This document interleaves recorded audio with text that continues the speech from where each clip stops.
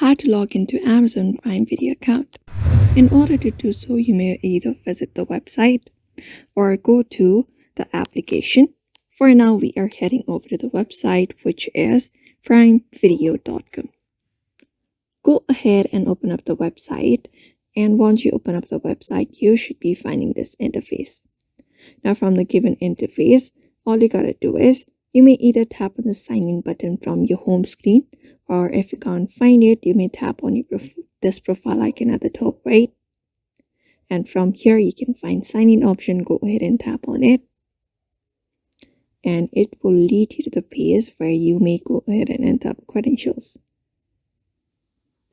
So all you gotta do is enter up your email or your phone number in the section if you have created an account. And once that is done, continue the process and a two-step verification authentication process starts.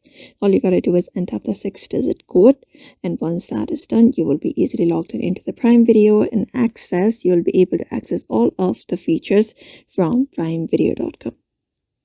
So that's it for now. You may follow this method in order to do so. So I hope this video was helpful. Give it a thumbs up and subscribe for more tips and tutorials, and we will see you on the next one.